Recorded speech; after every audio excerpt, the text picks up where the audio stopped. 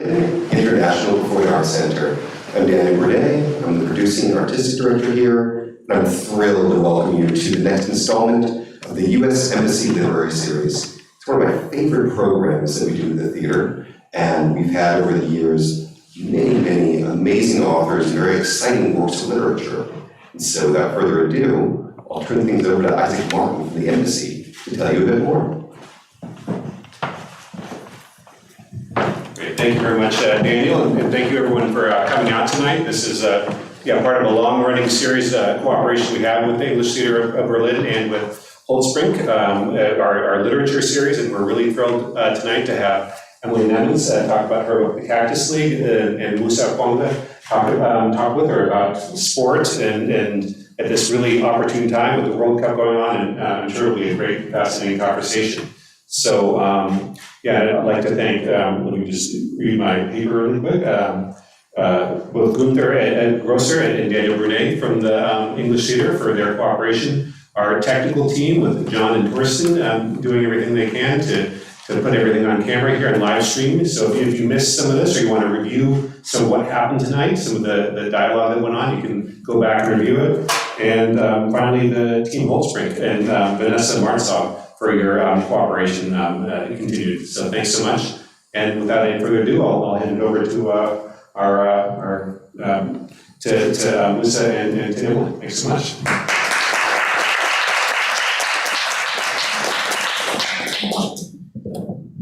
Well, thank you so much for having us.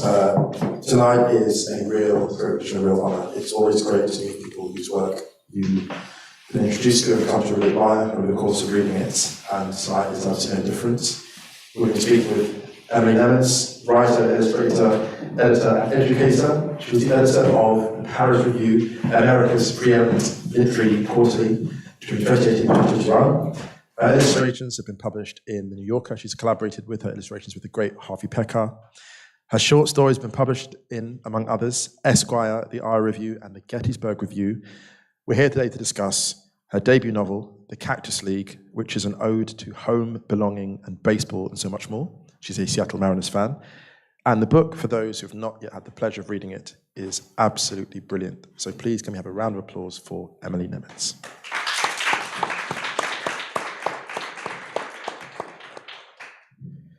Thank you. Well, thank you, Emily. We're going to get into your book, which is just, I suppose, in short, a brilliant study of the decline of a great baseball player, a brilliant baseball player, Jason Goodyear. But before we go into that conversational discussion, could we have a reading maybe? Yeah, absolutely. Maybe we'll start at the very beginning, because I think that introducing the book, you'll learn a little bit about structure, a little bit about Jason Goodyear, and a little bit about where this story takes place, which is Phoenix, Arizona. I can't really see the room, but I'm going to squint and act like maybe I can. Show of hands number of people who have seen a baseball game. Okay, it looks like a third or so. I'll put up, actually, I have just a few illustrations. There we go. So this is where I am going to describe in these first pages of the Cactus League. Welcome to Salt River Fields, the newest spring training facility in Scottsdale, Arizona. Turn east off of Pima, drive down the fresh boulevard Lions Way. You're flanked by parking lots so new they still smell like tar, their white hatching wet. Ample parking for the anticipated crowds, already sold out for opening day.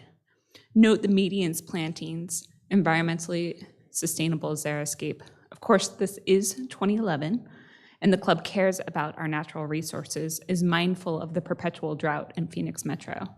A few Christmas cacti bloom, despite it being February. And here, at the terminus of the boulevard, the centerpiece of the multi-field complex, the 12,000-seat stadium that will be the new springtime home of your Los Angeles Lions. Take it all in, the crisp chalk diamond, the ready arc of infield, the bright checkerboard of the outfield. It's not easy to grow grass like that in the desert. I offer a hat tip to the grounds crew. And see out past the warning track and fence, there's the shot green tilt of a well-watered general admission lawn. Farther still on the horizon, a ridge of mountains, jutting into the blue like the teeth of some mile-high rusted saw. Take note of the architecture, too. The exposed steel beams and brick, a slate gray cantilevered canopy over a sunken seating bowl, the polished concrete rotunda in concourse. A classic-looking stadium, timeless in design, some might say, even if it's anything but. Nothing is static, not the bluegrass-ryegrass blend growing out there, not the architecture, not the sun, the angle of the sun hitting the seats, and not a man's career, especially not a ball player in the first weeks of spring. His batting average, his ambition, and his hopes, all is in flux. I'm looking towards Lion left fielder Jason Goodyear as I write this, coming off a Gold Glove and a close second place in American League MVP voting, coming off a possible divorce and a lonely drive across the desert in his busted old Jeep. But that feeling of uncertainty isn't reserved for all-stars and the freshly dumped. It could apply to any player on the squad, any coach on the bench, any man in the executive suite, any fan in the stands. I'm looking at his entourage, his agent, Herb Allison, his maybe wife, Liana, his favorite minor league batting coach, and the devotees who would give an eye tooth just to be near him. It's all up in the air. Here's the thing about baseball and all else. Everything changes, whether it's the slow creep of glaciers dripping toward the sea, or the steady piling up of cut stones, rock upon rock, until the wall reaches chest high. Nothing is still. Sometimes change comes as quick and catastrophic as a line drive. Hear the crack of wood displacing a sphere of leather, yarn, rubber, and cork. Watch how it pushes the ball flat, and then just as quickly forward. The action springs the left fielder from his squat, and the man's spikes tear into the turf, kicking up tiny wedges of grass and sending them toward the sky. Sure, I followed I-10 across the desert to write the story of one remarkable man, but baseball's not that kind of game. It's too complicated to say he did this, he said that, and then this happened. That sufficed when I was first working the beat, still wet behind the ears, and liable to get lost on the way to the press room. Now, back then, it was get the score, get the quote, and add a little color 162 times a year.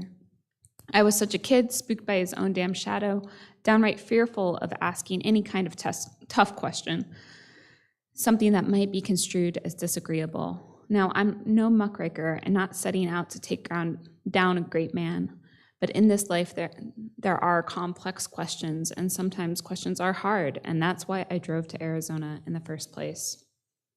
It's not that those early reports of mine were totally off the mark. Ask any fan, and she'll tell you there's something satisfyingly linear about baseball. There are 3 strikes and 3 outs. There are 4 bases and 9 innings. There's a lineup, for Christ's sake. You don't need to be an etymologist to see the meaning in that. But at the same time as that steady progression of 3 up and 3 down, then the next, it's going around and cycling through the order, running around the bases. Things get parabolic. There's the up and down through the organization from single A, Carolina, to the big time in Culver City. There's a tight arc of an infield fly out and the majestic one of a game-winning homer. Charting the line gets mighty complicated. There are so many men playing together and so many more behind the scenes, coaching and cajoling and sometimes sabotaging the game's progress, pulling the line until it goes bonkers, more like a dance chart than any sort of arrow. None of that nuance goes into the score sheet. None of it gets printed in the next morning's recap. The paper's box scores, like my early reports, don't hardly scratch the surface of what happened. There are so many stories behind that neat summary. Triumphs and failures and vindications, yes, but just as many stories end not with out 3, but out maybe. Fly balls that never do fall, and men who never stop running around the bags. So to tell the story of Jason Goodyear will take a while, require not just Jason, but a whole web of people who are touched by him, and a few who long to touch him too.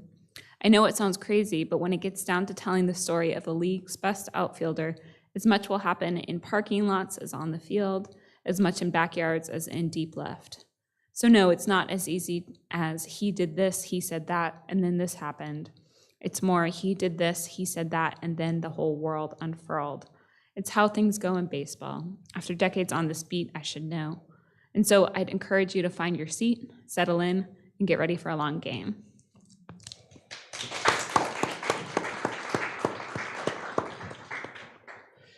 It's funny, there's so much even there that makes me want to interrupt the order of questions I was going to ask you. Okay. Brilliant. But I'll try and stick to the plan. What was it that made you decide to write the story of this fall from grace of this particular human being? That actually came later. Really, I wanted to write about a community in crisis, and it turns out that writing about as mentioned in the introduction, the book is set in 2011, which is this great occasion in that there's a new baseball stadium opening, but also in America and in many places around the globe, it was the recession, the Great Recession, and Phoenix, as much as any place in America, was suffering profoundly from booming mightily and then busting just as tremendously. It was a real moment of displacement and crisis for Phoenix, and for Scottsdale, the suburb of Phoenix, got swept up in all of that. So I was really interested in writing about a community, and it turns out that community needed sort of a figurehead. It needed a hero, and as an organizing principle. And so Jason Goodyear had been on the team the entire, this is maybe getting a little bit more into the weeds of how one writes a book than. No, we want this. So these are the gems. So Jason had always been having a bad spring, but I realized that, the same way, going all the way back to the beginning of storytelling, when the hero is in crisis, everyone pays attention. If it was the third string left fielder, that would probably also be a good story. But that, this guy has a 9-figure contract and the entire franchise is built around his success. If he's on the precipice of a staggering failure, suddenly everyone cares quite a bit. So, the book, I was really trying to balance a community-wide struggle and several of those more anonymous stories and more sort of pedestrian or quotidian struggles of this whole community around the Los Angeles Lions, but they're all also oriented and aware of and concerned by what's happening to Jason concurrently. It's fascinating because reading this book, I thought of that amazing essay by Gay Talese, Frank Sinatra Has a Cold, where you've got this one person with a specialist skill, and Frank Sinatra has a cold, and it's about all the things that happen when Frank Sinatra can't sing. And it's incredible because you realize the fragility of this edifice, right? This superhero, this superstar, and the moment they can't perform, it's the domino effect almost. Right. That makes sense. Yeah, absolutely. And I think every franchise does this to a certain extent. Maybe not every single one, but so many. And it's not just sports teams, but whether it's any sort of social structure. Yeah. Really, any infrastructure, has concentrated power and expectations on one individual. And what happens when Frank Sinatra has a cold, or what happens when Joe DiMaggio's streak ends, or what happens when Jason Goodyear has presented this facade and this persona that is entirely unflappable, and he is flapped. And spring training is, perhaps I should take a step back and explain for folks who haven't experienced it. Major League Baseball is 162 games a year. It stretches from April to October. It's a real workaday schedule. It's, fairly relentless. And then if that wasn't a long enough season, they add 6 weeks of practice games in February and March. And so spring training is this interesting moment where the games don't count. Like they play 9 innings, they make it, they keep score, but it gets all of that is wiped away after the spring season is done. So where what needs to happen, where the drama is who makes the team, and making sure everyone's got their head right, that they're ready to, and their body. Some people come to spring training to see, if they can drop 20 pounds before April. Some people are coming there to see if they have a future in the sport that they've been playing since they were 4. And And I think for Jason, it was, is he going to be able to confront and overcome his demons in time for this entire infrastructure and ecosystem around him to thrive as well? Right. This is all fascinating because there are so many, I was making notes on this as I was reading. I was just thinking, this ecosystem is fascinating. What is it about baseball specifically that made it such a great prism through which to view a community in crisis, do you think?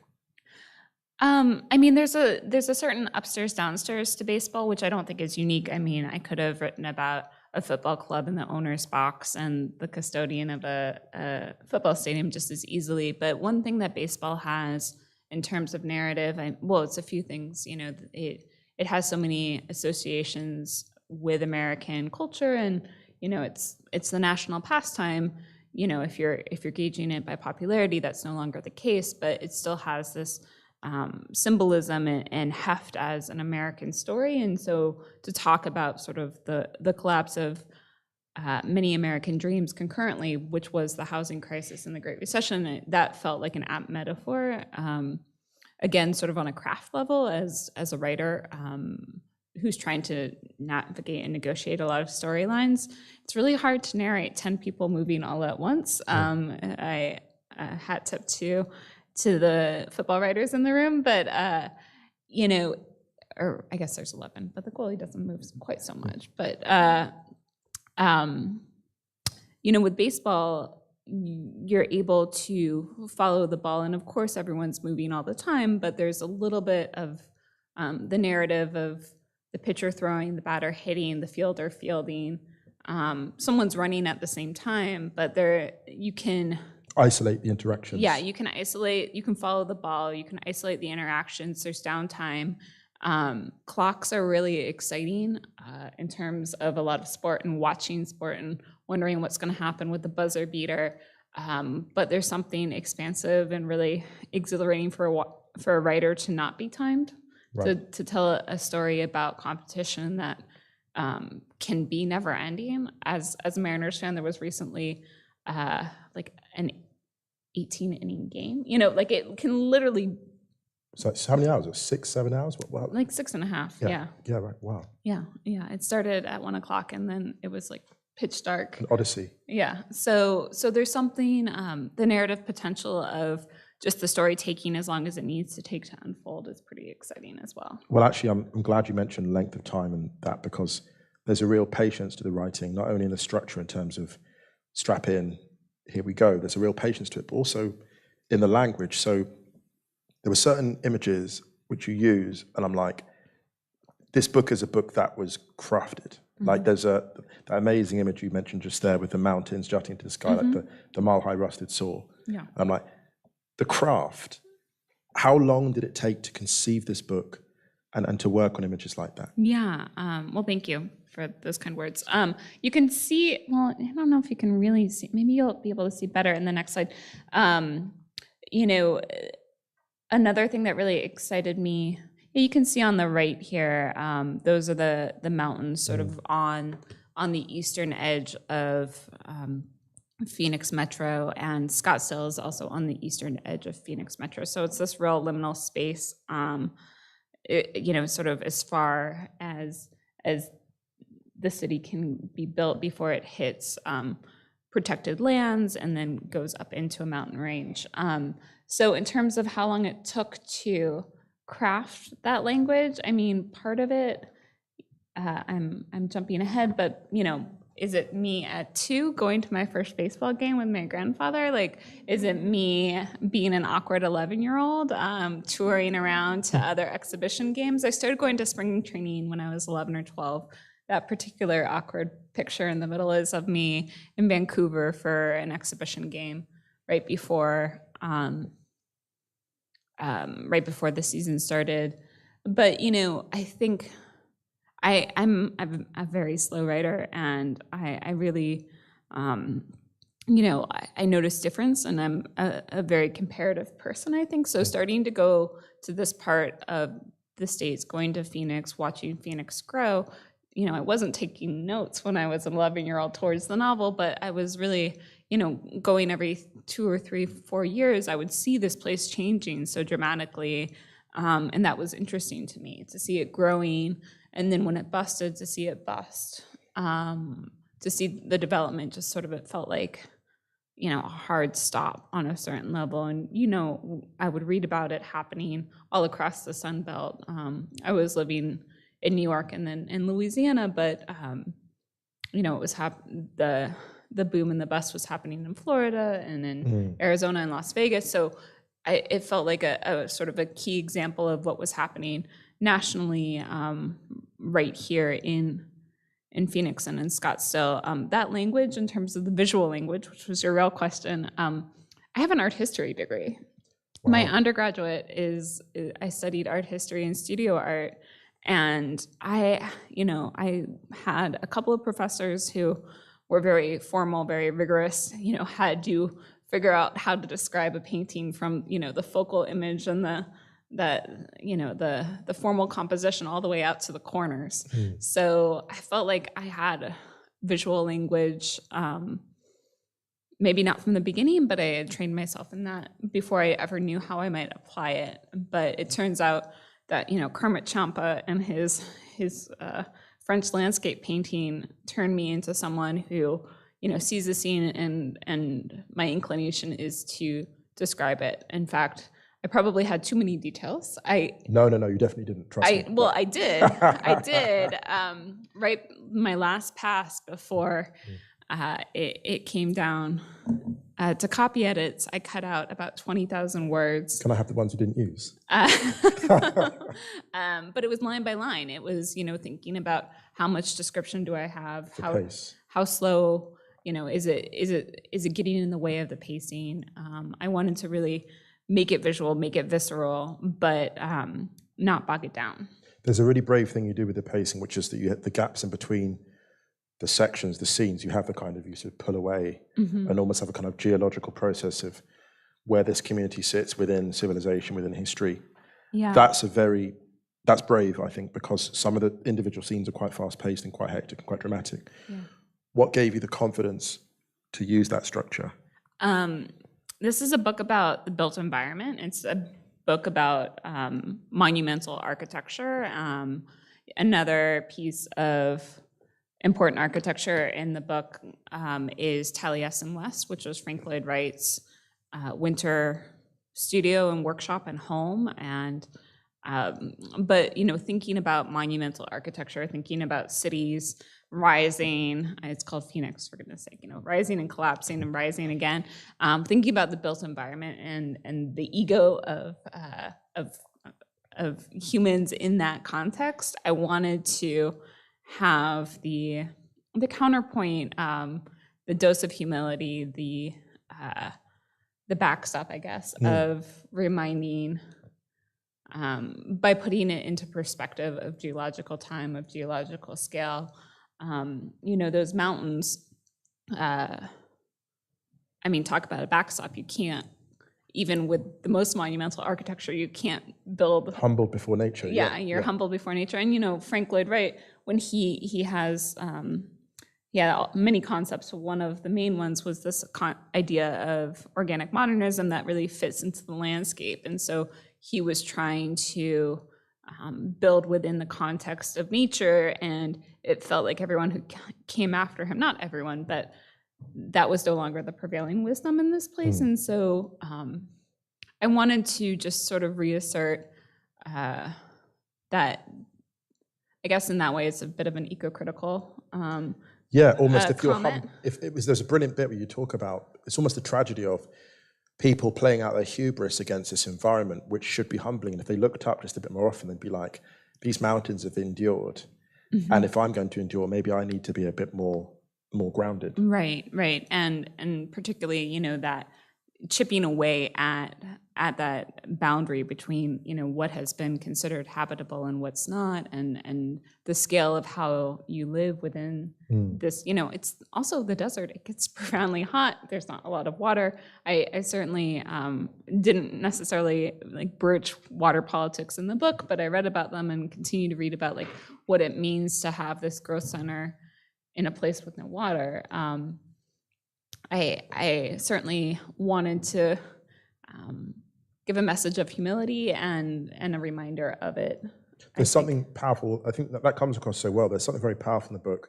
A couple of the characters that really stand out, Michael and Tammy, where they're fighting, they're aging, but they're fighting it. They're fighting it. They're trying to regain a form of glory, and not necessarily just for vanity, but because they understand that their social standing is very much tied to them fighting time or age to a certain extent. Mm-hmm. Can we talk about those two characters? Yeah. So Michael Taylor, Mikey, is a minor league batting coach who, spring training is also important because it's a time where, it's people trying to make the team, but it's also a lot of recruits. It's sort of, the whole band's back together, essentially, where a lot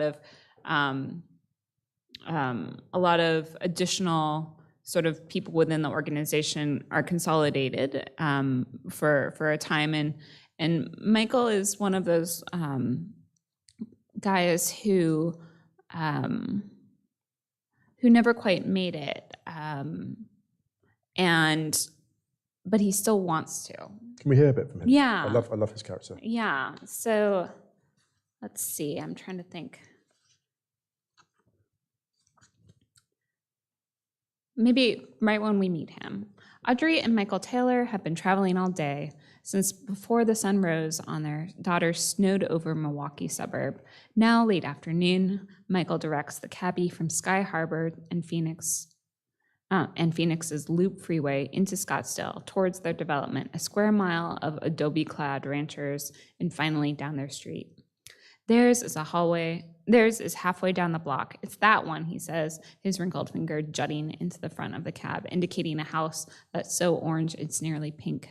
The Salmon. I have a little bit of a grid of Scottsdale, and the neighborhood that Michael and Audrey live in is a little bit like the one on the lower left, so first suburban development. He tips the driver well. Michael always tips well. It's part of what he considers his character. And the young man happily unloads the Taylor's coffin-sized suitcases onto the curb, 49 pounds each. The Taylors have been doing their off-season circuit for so long that Audrey knows exactly which sundresses and sweaters to include. Every wool blazer and light jacket and pair of slacks Mikey will need for Thanksgiving in Chicago, Christmas in Virginia, the month of January with Katie, their youngest, and her 4 kids in Wisconsin, and now in February and March in Arizona, where the desert can swing from the 30s at night to the 90s at noon. The lawn looks dried out. The timer on the sprinkler must have malfunctioned, Michael thinks. He's bothered by this. He prides himself on a perfect patch of ryegrass, bluegrass. The neighbors appreciate it too. Mr. Baseball knows his grass. How's that for peculiar, Michael says to himself as he jiggles the doorknob. He tries the key again, no luck.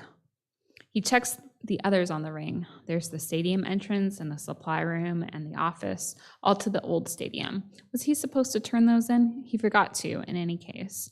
There's the Scottsdale safe deposit, a spare set to Betty and Dave's, the Camry, and the new beloved Cadillac. He cannot help letting his thumb linger on that smooth black pebble, its silver shield a pleasing ridge under his thumb. He tries the house key twice more before stalking past the picture window to the side gate. There's a hide key under the back mat. He'll get in that way. What's going on, honey? Audrey missed his defeat at the front. She had her nose on her phone, texting one kid or another. Did you forget your keys? No, my God, Michael bellows. The gate, now open, reveals a backyard in disarray. Trash is skewered on spines of their Seguro, and it looks like someone played whack-a-mole with the potted plants. A tower of crushed beer cans is piled on the patio table, and pizza boxes, stacked like so many beach towels, sit next to the Taylor's small in-ground pool. The pool's water is murky with a strange, bright bloom skimming the surface. The cardboard panel on the back door's French window leers at him like a smile missing a tooth. Michael punches the cardboard out, reaches down, and opens the latch from inside. The system alarm should trigger, but doesn't. Instead, he hears the sound of feet on gravel and Audrey's gasps. He barks, "Now just hang on, Audrey." His wife, fretting her hands by the patio furniture, nods like a bobblehead. "I'll take care of this." So he's a bit of a control freak, I'd Right. say, and he's not in control. Someone's broken into his house. As much as he's helping athletes, he's not the kind of new baseball analytic coach that is given value in sort of the baseball economy of today. His character is beautiful because it's almost like the Arthur Miller character, Death of a Salesman, where they're ashamed of him almost. The new world has arrived, the new world of baseball analytics and big money, and he's like a kind of embarrassment. It's almost like the way, like we laugh at Neanderthals, but without them we wouldn't be here. And he has all this great, just like Neanderthals were actually highly intelligent and smart with their environment, and he's got an incredible intuition for baseball. But when it's time for him to be front and center, it's like it's a really powerful way you've crafted him, and it's so powerful that his opening scene is his reality being shattered. It's almost foreshadowing what happens later, if that makes sense. Yeah. Thank you. Yeah, I love opening it with him. I mean, he's certainly a secondary character in terms of like he and Jason have a good relationship, a good rapport, for these 6 weeks of the year. But for me, he also, you were talking about why baseball before. I feel like no one's said it as directly as you just did, but I think it's true that like there's a certain, he wears a bracelet that says, "What would Joe DiMaggio do?" Which is this very nostalgic. I mean, it's really hearkening back to just this essential fandom, this belief when baseball was supreme, when, loving the game and working hard and this sort of, deeply flawed and even at the time imperfect idea of what baseball could be.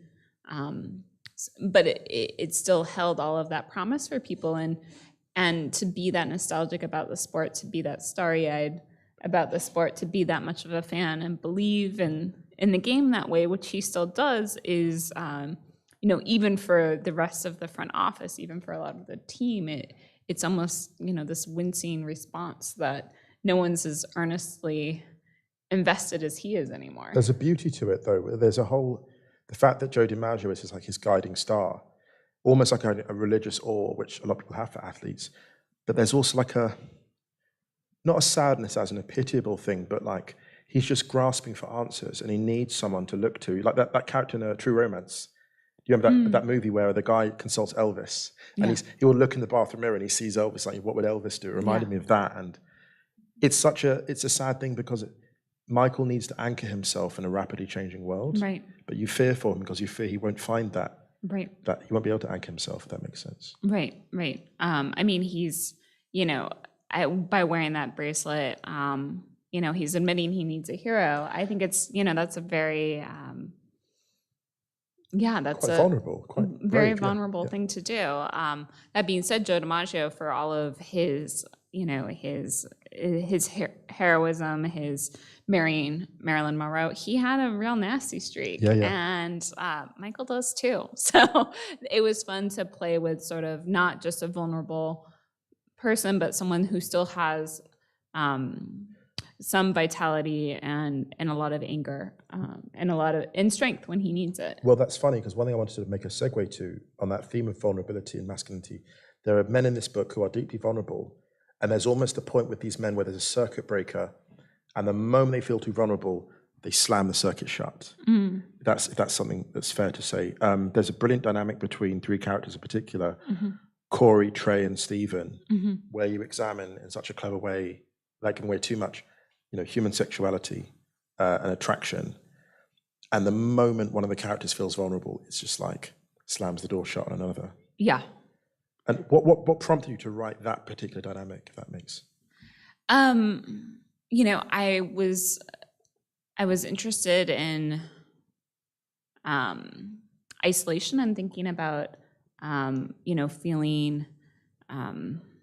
feeling alone even within a community. And Stephen Smith is a minority owner, but also Black in a front office that is largely white, which is not just of fiction in the Los Angeles Lions. It's very true across all professional sports in America that it's there are very few BIPOC people in front offices, and so how isolating that must feel for him. And he's made an allegiance, an alliance, and a friendship with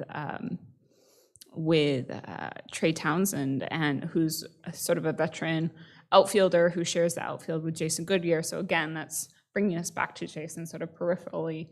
But this relationship, Stevens just put, I think, too much weight and too many expectations on their friendship and on their attraction. And so as soon as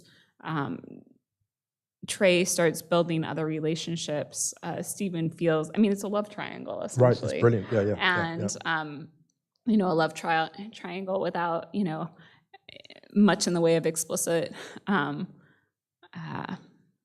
affection, but all of the elements are there. So as a writer, it was really interesting to think about vulnerability and defensiveness and,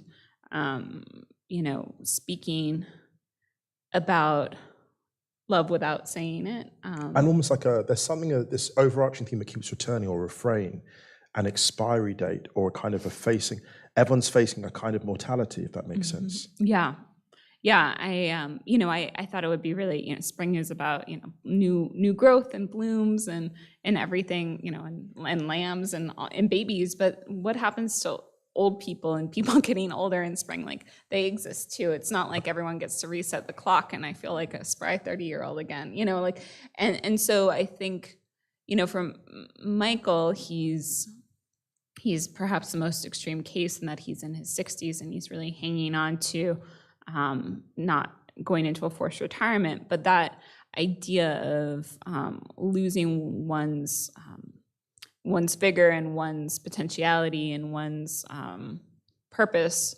Identity, yeah, almost, yeah. Every spring is, this moment of renewal, but with each renewal, it's a diminishing return. Right. And so, to have in the case, the wedge shot chapter, for instance, that you brought up, there's a very young athlete joins the team, and so that's just sort of reasserting Stevens not young and feeling vulnerable by that. But it happens for women who are supporting athletes that either because they want to or they're in these relationships. Every spring is also another threat. Another threat. I mean, it's a bit hyperbolic to call it another toll, but it is. I don't think it is. Actually, weirdly enough, funny enough, as I read a brilliant essay about how NBA acts. I'm obsessed with the NBA as well.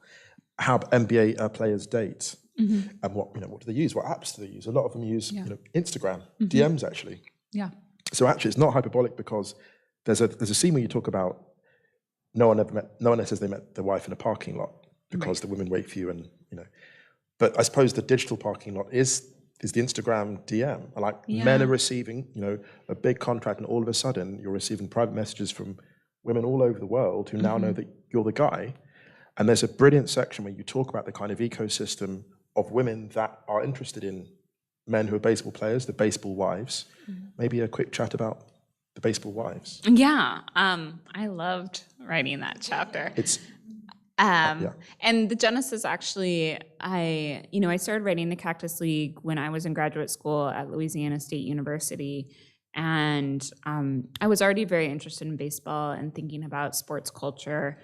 And part of my coursework was a graduate seminar on realism and its after effects, sort of the long trail of American realism. So we started, with McTeague. I think that was the first book of the semester in 1890s, sort of really, or early 20th century realism, and then sort of got all the way to reality TV. And it turns out, Basketball Wives is a very successful franchise. Baseball Wives was a very unsuccessful franchise, and it had one season and was canceled. So I started doing research on representations of reality within baseball culture. So looking at this failed season of Baseball Wives, looking at Pete Rose had, he part of his rehabilitation campaign to get himself out of purgatory and into the Hall of Fame. He thought he would do a reality TV show. So those who don't know, Pete Rose, I think, had the most hits of any baseball player Yes. of all time. Yeah, he's And if you one of the greatest hitters of all time, you get voted into the Hall of Fame for baseball. But he did like the cardinal sin, which is basically betting on baseball. he bet on baseball. And it's like a meme almost. Pete Rose bet on baseball. It's like this sort of cardinal, terrible thing. So People have done a lot of terrible things and become Hall of Famers, but it's almost like he did the cardinal. He did the worst possible. he did the worst possible thing, and it's been sort of, the people who vote on who goes into the Hall of Fame are a group of sports writers, and they basically said it's not happening. And every couple of years, he comes up with either a book or an autobiography or a speaking tour or a reality TV show about, why he's really a good guy and you should reconsider his fate. And anyway, he made a reality TV show with his fiance that got canceled mid-season because he wasn't actually divorced from his last wife. But watching those television shows and looking at Instagram, sort of the culture, I know this is not exclusive to baseball, but the WAGs culture, the wives and girlfriends. Yes. And the public personas that these women put forward, one part, I think, because they're beautiful and proud of it, one part because they are feeling vulnerable and this is a public facade that feels stronger. One part because they're competitive. Consolidate your brand as well. Yeah, and they're brand building for themselves and for their husbands and or partners or spouses or aspirational partners.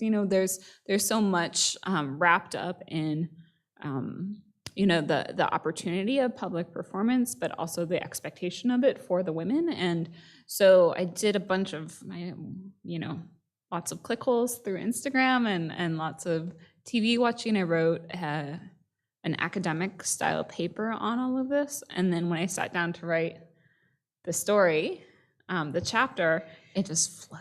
Well, actually, it feels like a separate episode of a TV. That specific chapter feels like a standalone. Yeah. Like when you have like a TV season of single season, like 8 episodes. Mm-hmm. That feels like episode 5. And it's like, it feels like people's favorite episode. Does that make sense? Thanks. I love it. Could you give us maybe a bit from that? Yeah, sure.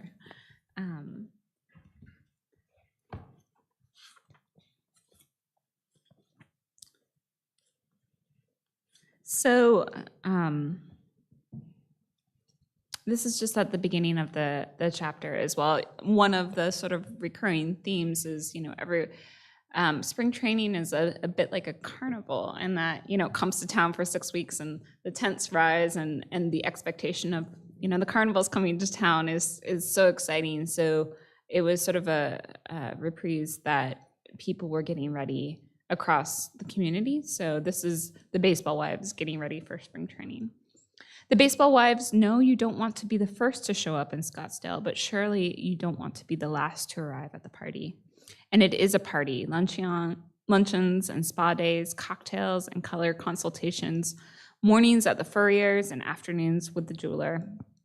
There's a great deal of time between the rare preseason moments when they have their husband's attention, their calls to duty, those calls to cheer him from the family section of the ballpark loud enough that he might just look over, to get him steak on Sunday nights, to rub his feet on Wednesdays, to dangle and deliver affection at the end of the week as a reward for all his hard work. There are many ways to earn one's keep. Spring is a sensitive time for the ball players who are working out their kinks of the winter, proving themselves into pitching rotations or fighting to keep themselves in starting lineups, competing against younger knees and quicker bats, unmarried men. They need their support network, the rooting of their numero uno cheerleader. The baseball wives know to stay out from underfoot, to not complain when pitchers and catchers report to camp on Valentine's Day again, to not ask about where their husbands go until 4 a.m. on the night before cut days, to not complain when they aren't taken out to brunch even once in the month of March. It's a sacrifice what the wives do, uprooting their lives from Southern California to central Arizona, leaving their kids with their mothers-in-law or the well-vetted help for a few days or a few weeks or a month or two. And in this sacrifice, they need one another. So they make their own support network of domestic partnerships to these improbable, impressive men. Now their lives are improbable impressive too. Imagine getting plucked out of a crowded bar or chosen through a professional sports matchmaking service, or being picked up on the beach in Puerto Rico or selected from the Los Angeles Lakers Laker girl lineup. Imagine some handsome or at least talented man saying, now here, this is your new life. It is strange indeed, and theirs is a necessary sorority. I love this chapter so much. Sorry, it's brilliant. It's brilliant. Thank I you. love this. I came away from that chapter in particular just thinking with so much sympathy of how precarious that existence feels. Yeah.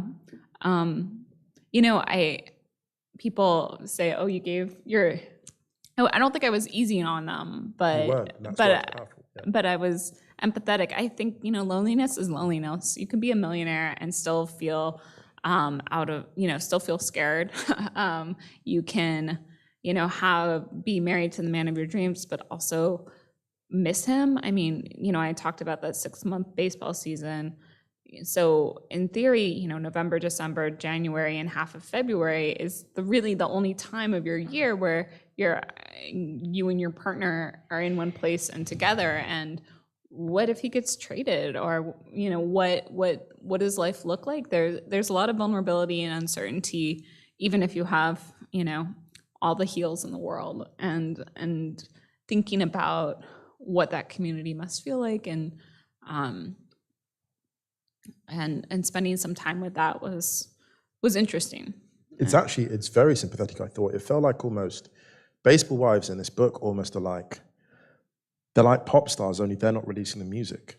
Like they don't even have the control. They're going up and down in the Billboard charts, but it's out of their control almost, based on the injury of a player or whether someone in another city catches the player's eye.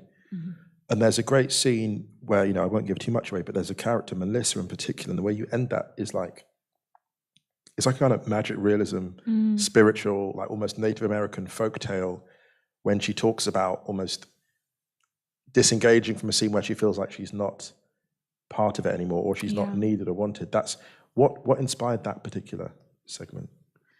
I guess I was thinking almost, it's not quite Mean Girls, but like the idea, like the dynamics of a group of female friends that are, they love each other, but they're also friends of comedians. There's proximity that breeds affection, but there's also a pecking order, and how would one handle being removed forcibly against one's will and without one expecting it, from being at the top of the pecking order. And Melissa has for so long sort of called all the shots, and it's a small sorority, but it's hers, and she's the chapter president, and she's losing it. And some people, bow out gracefully, but most don't. Let's be honest, like losing power and losing comfort and losing control are not fun emotions. And, she's trying to hold it together, but. I was like, Melissa, burn it all to the ground. Yeah.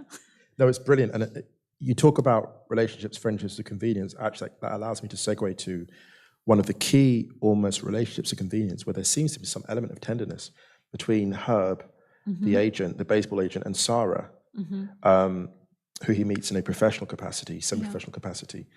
Talk about those two, if you don't mind, briefly. Yeah.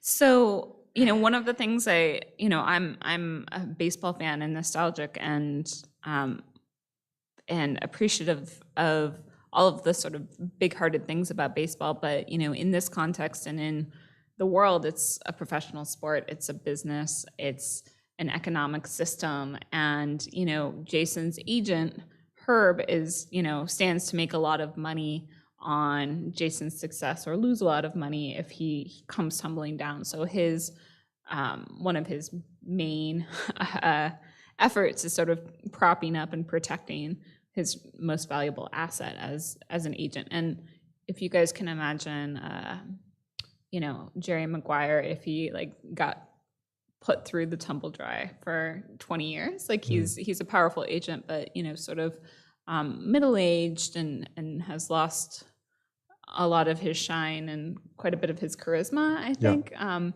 he's sick. He won't admit it, and it's not stated outright, but he's at, the end of his career and is facing his own mortality in a way that he needs help.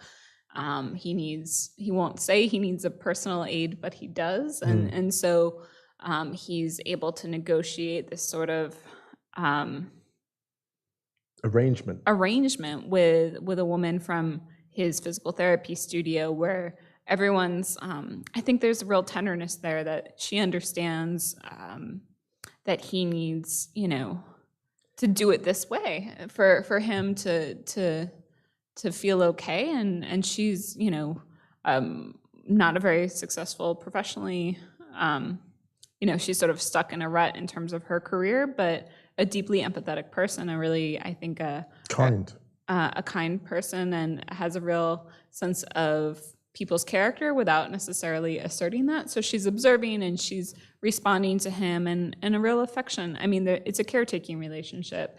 Yeah. And, I think in a system and in a world where so many of the relationships feel transactional, there starts as, wholly transactional. I will give you a place to live and pay you twice as much money as you're making now. And it becomes affectionate in a way that felt like a counterpoint to so many of these other relationships that maybe, are caged in affection or in, real emotions, and then become more transactional as we get to know the relationship. It's funny because I felt it, and it's so strange, maybe I'm being romantic here, but it felt to me like a great agent negotiating his last great deal. It was almost like, there's that great Warren Buffett quote when the financial crash happens, where he says, it's only when the tide goes out that you realize who's been swimming naked.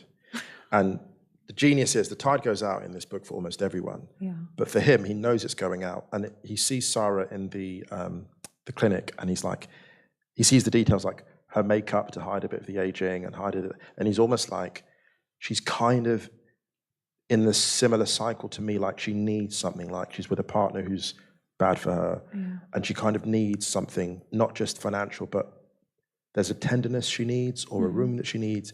And to me, it felt transactional on the surface, but I read it as, actually there's an emotional need there, which is why this could potentially work. And it kind of does work. It does, yeah. If that makes sense. Yeah, it's one of the few that does. And it's funny because it's not conventionally romantic or beautiful, but I found quite a lot of beauty in it. Oh, thank you. Yeah, great writing. Yeah. Sorry to, like I said, if you ever want to give me those unused words, then you're welcome to. But yeah, so I love that relationship of convenience. This happens all against the backdrop of the rapid gentrification of Scottsdale, which to me is like a separate character entirely. It's its own.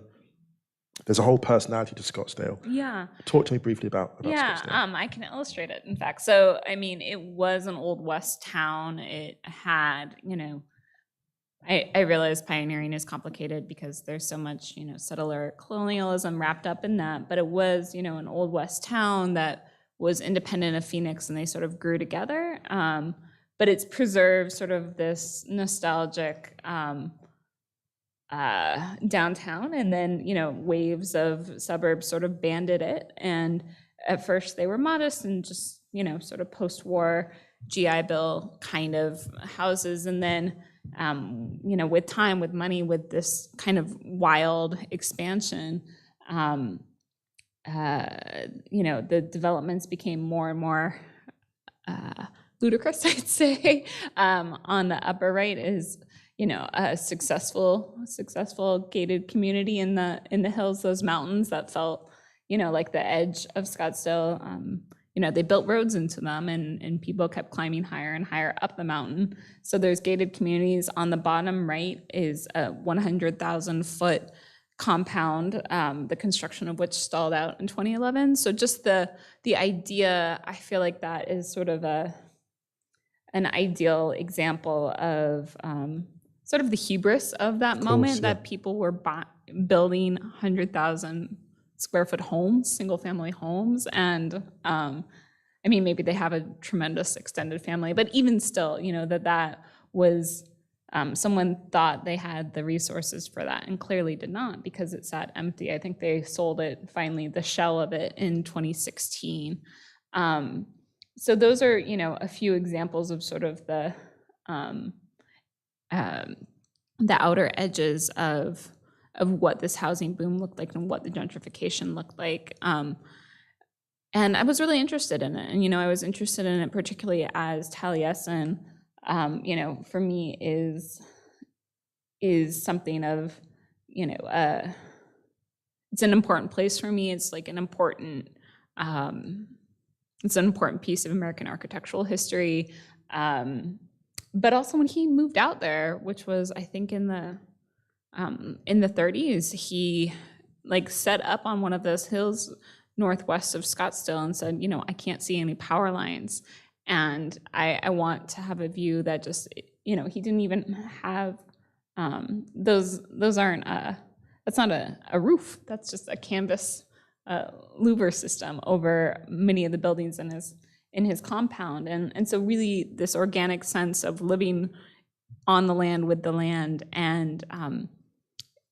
And for a while he lived that way, and now there's subdevelopments all the way up to their property line. So, this idea of thinking of the built environment and the natural environment and, the sort of the particular intersection or borderline that happens in Scottsdale just by nature of proximity to the mountain range, to reservation land, to this, teeming, growing metropolis was really interesting. And it's fascinating because one of the ways you bring in Scottsdale is that Tammy, who ends up having a kind of fling or thing with Jason Goodyear, the star of the book, the anti-hero star, superstar, whatever you might call, and her relationship to architecture is so interesting. It's one of her. Yeah, Tammy sort of attentions, embodies this this contrast. She has gotten divorced and moved to Scottsdale and is living there and really sort of, can't wait for the circus to come to town, which is to say she lives for spring every year. What's happened for her is that she was dating a guy who was a developer, and do I have a minute to just read this little bit? Please, yeah. I think I described the whole situation in here. So she's been living in a model home that belonged to one of her former paramours. And she's at the stadium when she hears someone say, "Tammy, how are you?" She just about jumps out of her skin at his voice, the baritone popping up behind her like a surprise foul ball. She turns. "Hi, Ronnie." The first time Tammy saw Ronald Duncan over at Scottsdale Municipal, she thought he was a scout. He was sitting next to a couple of front office guys, tan with an open-necked team polo and a head of handsome gray, leaning into the game with a notebook on his lap. She'd already had a round with a 28-year-old from Seattle who'd left camp early with a hamstring injury. Why not spread her wings and try something new? She'd had Troy pass him a note in the 7th inning, and when Ronnie came up to her that night at the wine bar, he didn't correct her assumption about being with the organization. By the time Tammy figured out Ronnie was a developer, that notebook was full of property values, nothing at all on pitch velocity. They were most of the way through dinner and getting along well enough. Scottsdale has always had its rich, the $25 million compounds in the hills, golf courses that cost $50 a hole. But during the boom, a lot of folks in the middle were looking up, stars and dollar signs in their eyes. Ronnie made a fortune on those kind, the people eager for better schools and fancier zip codes and more expensive groceries. Nobody seemed to care if the houses were shoddy in their bones, the plumbing unreliable, the windows leaky, closets framed off of plumb. So long as the driveways were long, the pools deep, and the ceilings high. That summer, Tammy had quit Taliesin, and Ronnie was focused on Salt River. By his math, it was not worth working on other projects until the market improved or the contractors got so desperate they undercut themselves by half again. Waiting game, he was fond of saying, tapping his temple and flashing a white-toothed grin. Meanwhile, Ronnie had weaseled his way out of most of the rest of his bad situations before the shit really hit the oscillating fan. He was one of the few local developers who could claim that, who hadn't eaten his hat. As for Salt River, the tribe had plenty of money and was expecting plenty more revenue from the casino, so construction continued apace. Ronnie expedited paperwork, smoothed out construction contracts, and liaised with the city hall, probably greasing some palms along the way, but Tammy's not one to ask questions.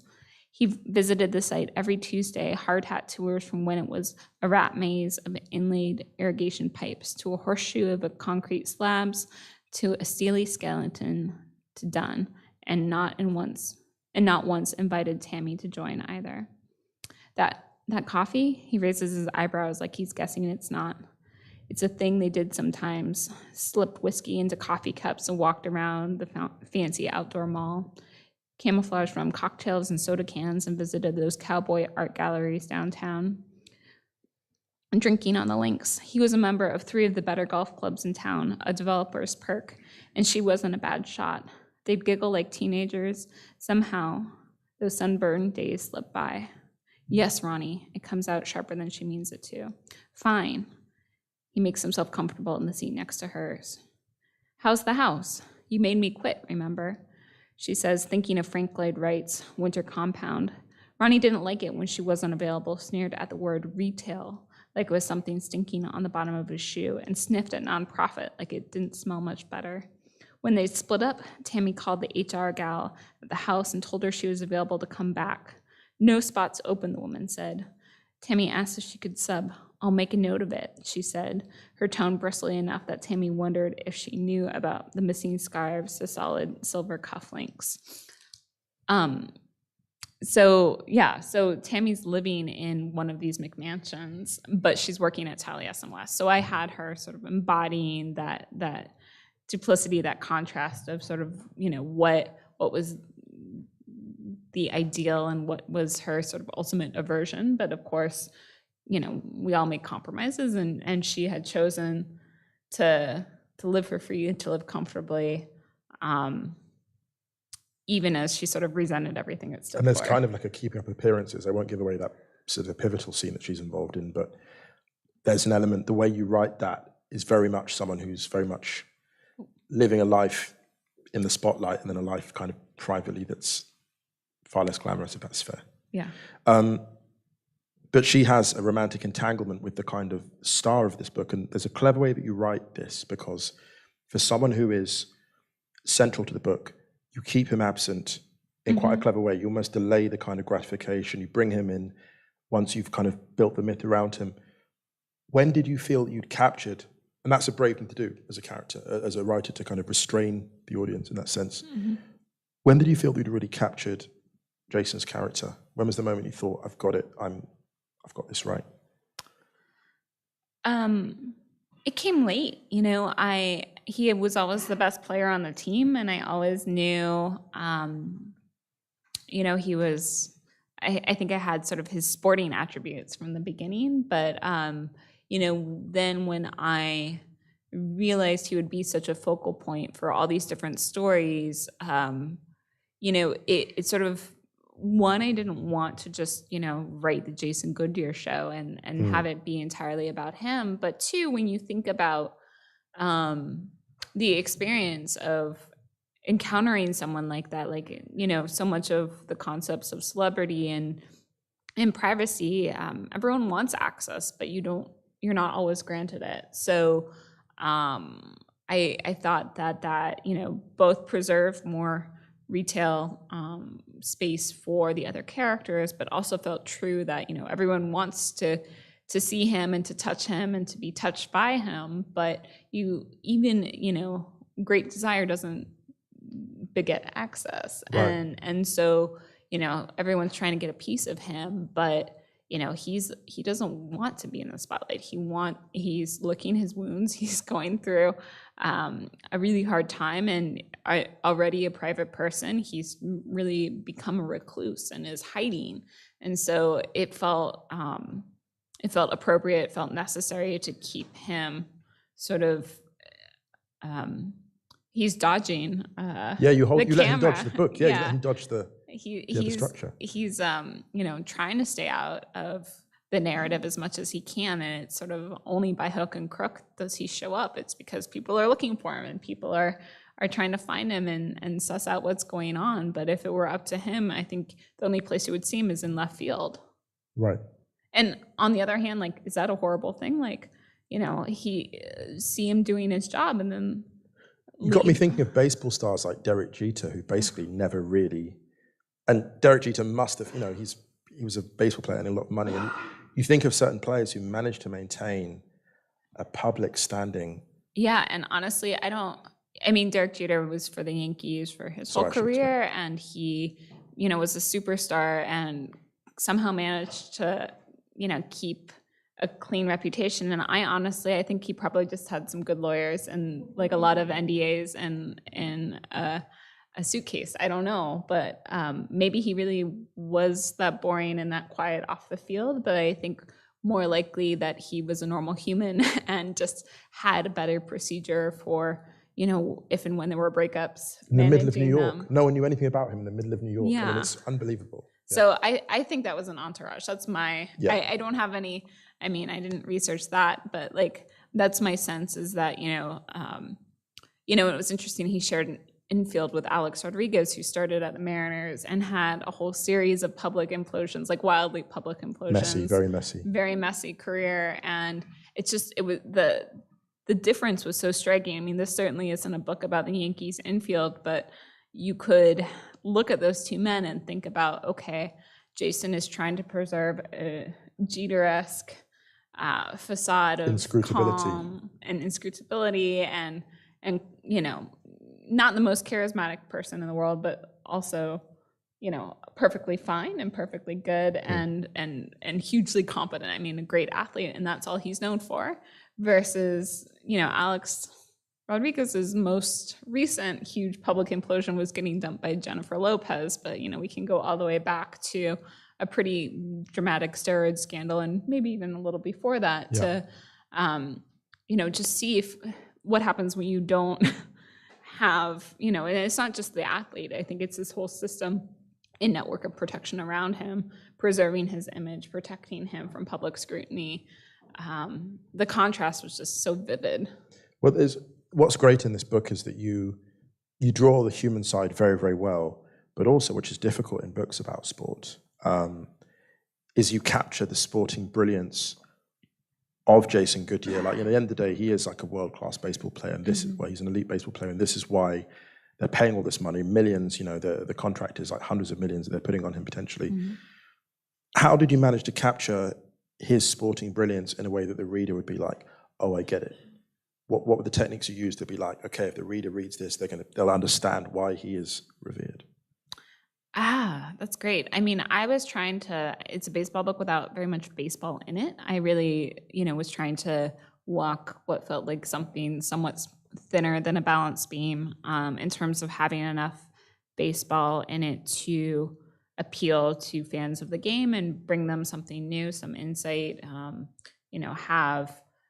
have the vernacular and sort of the atmosphere that it rang true and compelling for a lifelong baseball fan, but also not feel alienating to people who like literary fiction and who just, want to read something new.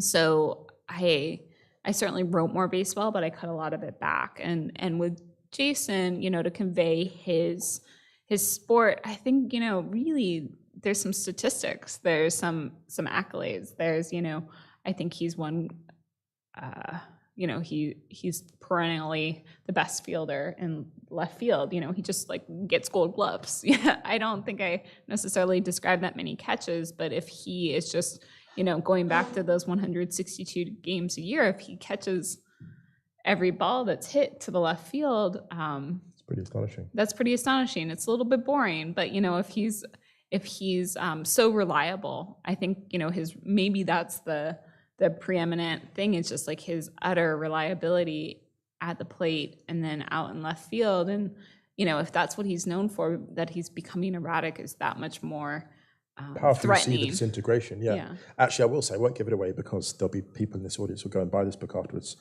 There's a particular scene where you see his sporting brilliance, and When Oh, when that when, one, when yeah. this is when this is made into a TV series or a film or whatever, that will be the scene that I think many people will be rewatching on YouTube. Yeah. Like that 4-minute scene, it Yeah. actually about halfway in, I was like, this is breathing. Yeah. It's genuinely, He has a really good incredible. arm, and Yeah. he shows it. Yeah. it's incredible. That scene is For folks who aren't familiar with sort of the layout, left field is that outfield, like as far from home plate as you can get. Not that many balls come out there, but when they do come out, they've been hit very hard, and it's a very far way to throw back. So you've got to have just a remarkable arm, and he does. It's basically from here till Platsdale of Picador. So yeah, he basically hits someone who comes out of like What, it's like 120 meters? about Some that, yeah. left fields are that. yeah, it's about that. Yeah. But yeah, that was wonderful. What I'm going to do now is maybe throw the conversation open to some questions, if that's okay. Yeah. Such a well-crafted book. Before we have questions, just one more round of applause for Emily, because this has been a joy. You wanna read one? And yeah, we've got some time for some questions, so please be bold. Any questions at all? Don't be shy. I know you're a German audience, but don't be shy. Goodness me, shy crowd. Do I have to pick on someone? Anyone? Anyone? Who's looking away? Should we look at who's looking? Or it's always best to pick on people who look away. No, I don't want to be mean. I don't want to be mean. I could read it. I mean, if we have time, you're our. You absolutely. I don't want to put anyone on the spot. Oh yeah. Oh please, go for it. Go for it. Oh, thank you. Yeah, we can always have another reading too. Yeah. So when you curated like the personalities that should be in the book to like also like characterize the big figure, did you like strike people out? Like, did you had more ideas of characters, and then you were like, oh no, I'm not gonna do it doesn't work out, or it's not a good constellation with my next chapter person or something? Like, how many people did you like develop before you had like the 9 people you focused on? Yeah, so many. That's a great question.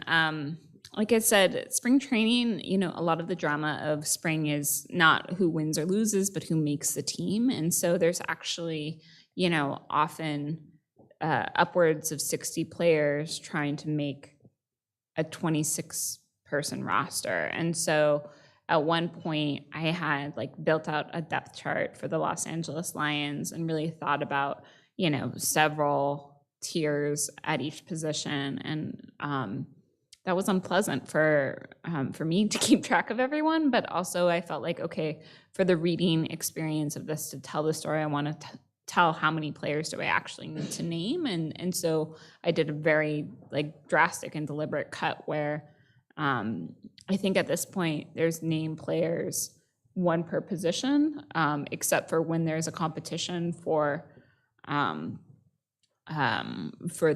spot. So for instance, there's a pitching rotation. Typically it's, most teams have a 5-player rotation. And so to like have competition, we would need to have 6 pitchers vying for 5 spots. Even that felt onerous. So I cut it back to a fairly non-traditional 4-person rotation. So now there's 5 guys looking for 4 spots. And so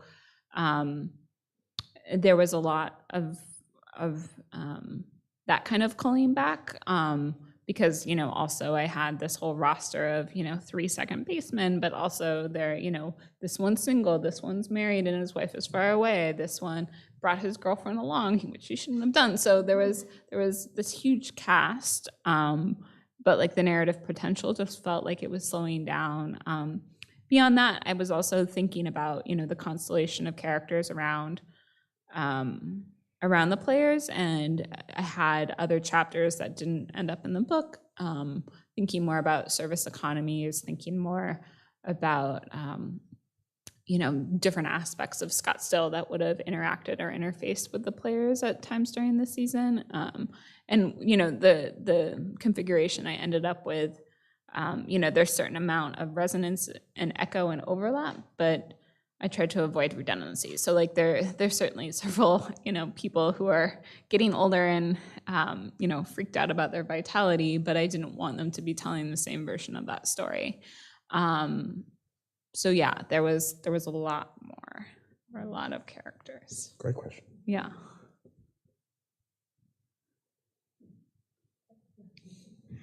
Hi, yeah, thank you for your reading and for the conversation. I'm interested in the way that you were talking about kind of the tension between community and cohesion and kind of the chaos of the characters, like individual crises, and the way that that made the narrative really complex. And I was struck by the way that you started at the beginning by talking about your art history background. And I was thinking about the way that on a form level too, like these linked stories do have a sense of cohesion, but what I was struck by was that at the end, a lot of the narrative arcs don't tie together neatly, but kind of point past the end of the novel. And I was wondering if you could talk a little bit about that choice and about the way that, yeah, this piece kind of gestures beyond its frame, like a good work of, like a good painting, for instance. Oh, thank you. It's a great question. I guess when I landed on and realized that Jason was going to be the focal point of this community story, I realized also I was writing a tragedy, and in the essential sense, tragedies don't end well, right? And like, you've got a hero who has a tremendous fall from grace, and usually, there's a suicide or some other really horrible end in store for our hero. And in terms of the structure and even all the way down to that voice I read at the beginning, the sportscaster almost acting like a Greek chorus, it was this real guiding light for me. But at the end, I think we were talking about decay and all of the, the diminishing returns of aging. So, all signs were sort of pointing towards a bummer of a close for this book. If you really followed any of those strings through to their natural conclusion, but I'm a bit too much of an optimist for that. And I just, I needed to let a little bit of light in at the end. And I don't want to spoil it, but I think that, it ends with a gesture, it ends with the scene that, means a fairly certain demise on one level. But I felt like it also offered a lot of possibility in terms of a pivot, or it left Redemption almost? a little redemption at the end. So, and I think that's just, me being a big-hearted and, probably too optimistic of a person. I actually found that quite interesting. You used that as a technique because redemption feels like a really big thing, a part of American public life, political life. You look at the characters that basically have these very public images and downfalls, and then the comeback, and it's almost as if the public are quietly accepting, yeah, we did put a bit too much on them. Yeah. And we kind of, does that make sense? We are a society that revere people, maybe more than is bearable. Right. And we kind of have to leave. Does that make sense? Yeah, I mean, everyone's human. And so, in Jason's case, he's been dealing with this unbearable amount of scrutiny. And I wanted to, make a way into a redemption narrative for him. I mean, I think thinking about America after the Great Recession, which is, largely a bed that we made for ourselves, and in all this, speculation and growth that preceded it, America maybe needed a bit of a redemption story in this as well. And this, I'm not trying to, apologize for the housing crisis in this book, but I guess I did want to offer a way out. We're not as forgiving in the UK. I mean, you look at the UK, a lot of our sporting icons end up abroad. Yeah. Because it's too much. There's almost a kind of, maybe similar to the Australian culture where the tall poppy syndrome of like, you're too big for your boots. Where the people are actively cutting you down on your way up, whereas America, it's almost like people get built up and then brought down, and the redemption is almost part of the kind of the human comedy, if that makes sense. It's much more, I find America much more forgiving sporting and political culture, I would say, than the UK. Yeah. If that makes sense. It does. Yeah, but when you brought that in, I thought, oh yeah, this feels grand. It felt right. Right. And I mean, even on sort of a meta level, that this is it's a sports writer telling the story. He's out of work. So he's even trying to redeem himself with one last great story. It's a bit of a Hail Mary for him as well. And he's glad that he gets the happy kind of turn, isn't Yeah. it? Yeah. yeah. Any other questions? These have been great. Yeah. Thank you. Going all the way up. I have a small question. Why did you choose to write the book out of the perspective of different characters instead of one character? Like, as you have usual books, there's one character, they need multiple of side characters. Why did you choose to use multiple characters and connect them in one story? Yeah, that's a great question. I wrote, I love writing character-based fiction. Like, I often will start with a character that I care about or I'm interested in, and then put them in a story and see what they do. So, I have an inclination towards character to begin with. And as I started building out these stories and seeing what they looked like together and how they were playing together, I realized I had sort of the prevailing point of view was a close third. So it's all, it's third person where there's no, other than the narrator, there's no I in the book, but the close third shifts to different protagonists with each chapter. So there's different, there's different points of view in that. The narrative sort of aligns with these different characters and their worldviews. And I like that it felt like there was enough continuity, but enough modulation between chapters. But it also felt very true to a book about baseball, which is, even if there is Jason Goodyear, he only comes up to bat 1 out of every 9 times. Everyone on the team has their moment to shine or fail, right? And that each chapter, even if we're all paying attention to one athlete on the field, any given at bat, any given inning, any given game, there's going to be a different hero or anti-hero, right? Like, and sort of baked into baseball that you have to shift focus to different players. You can't, when the game's on the line, you can't just put in your best player and say, go hit go kick a goal. If your number 8 player is up there, if it's his turn in the lineup, it's, it becomes a story about whether or not he can rise to the occasion. So I thought being very determinedly with different characters and different points of view, even if they're, quote unquote minor characters sort of in this constellation of the Los Angeles Lions, really reflected one of the most compelling things for me about baseball is that it really is about the collective. Mm-hmm. Brilliant. Anyone else?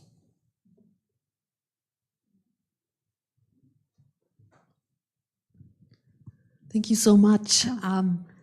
I was wondering, you told me before that you're teaching a class on sports writing at Leipzig University, and I wonder how that works for you now that you've written a book yourself in that genre. Have you read these texts? Did you read them before you wrote your own novel?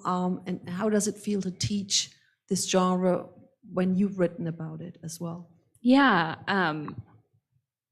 I have to really push against the impulse to say, well, when I was writing my book about baseball, I did this or that. But no, I have gone back to certain texts that were foundational for me. I taught Pafko at the Wall, which is the opening novella of Underworld and by Don DeLillo, and it was interesting. It's based on a historical game that ended with what is called the shot heard around the world, which is to say, this game-winning home run, and it has this iconic call, the Giants win the pennant, and in American iconography and pop culture, it is the shot heard around the world. It was not heard in Germany, and my students were totally befuddled by sort of the lexicon of sport and the assumptions that DeLillo used to talk about this iconic game, because the shared the shared vocabulary was not present. And so that was interesting, and we, unpacked it, and we talked about baseball, and someone I did not pack my mitt, but somebody actually, there's an international student who had a baseball glove, and he brought it in, and everyone said, "Oh, okay." And so, it was an instructive on both sides to understand, what are commonalities, in sports across culture, what feels essentially American, how is America reflected in these narratives? The baseball section of the syllabus was certainly more familiar. We're transitioning into basketball and football and looking at how narratives of sport and storytelling around those professional sports and also collegiate tell stories about America, which is, I think it will, I think basketball will perhaps be a little bit more familiar because at least, people have seen basketball games and understand the rules of engagement a bit more. So we have a bit more of a shared lexicon already, but, talking about, the mythology of star athletes, for instance, like I think in contemporary American narrative right now, there are a lot more basketball superstars than there are baseball superstars, and where the superhero and where the cultural sort of zeitgeist has moved away from baseball. So looking at some of the narratives that elevate and celebrate baseball compared to more contemporary texts that talk the same way about football, for instance. So it's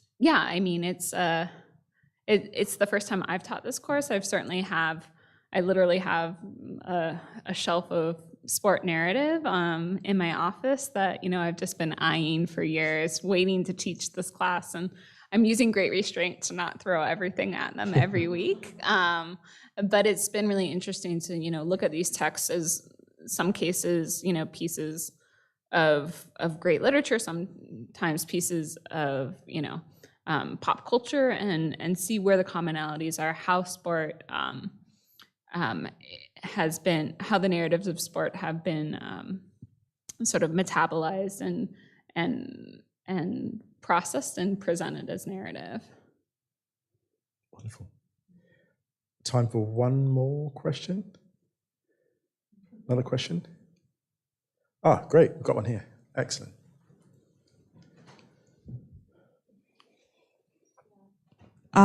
Thank you from my side as well. I just wanted to ask if you have if you had one main goal with the book, for example, to bring people the American culture nearer, or the sports culture, or whatever. If you had one main goal, or what was it? That's a great question. I think I really wanted to complicate the sport narrative and bring, enter into the story through baseball, but really talk about community and, a culture in crisis in terms of, everyone in this book is in a temporary situation, right? Like they're in temporary housing, they're in a temporary career. It's really a book about vulnerability, and I guess I wanted to use baseball as this strong iconic symbol, and really show that even what seems like the most solid of American icons is also valuable, is also vulnerable, and use that contradiction to really talk about the human condition and the possibilities and the limits of community building in our contemporary moment. I guess I probably just said 3 things that I was trying to do. So not just one, but write a community book to think about how we treat each other and why. Well, I can safely say it is mission accomplished. Oh, thank you. It's a wonderful book, and it's been a real pleasure speaking with you and having you all here. So I suppose what we can do now, before we depart for drinks in the bar and talk further about this great work, let's give you a huge round of applause. Thank you so much.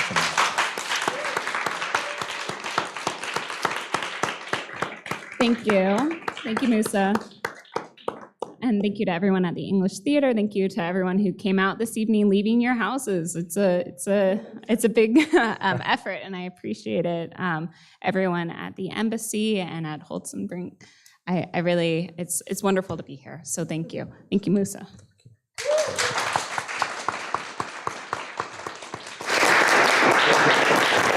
You can stand out there, be free to buy the book, and I'm sure Emily will be happy to sell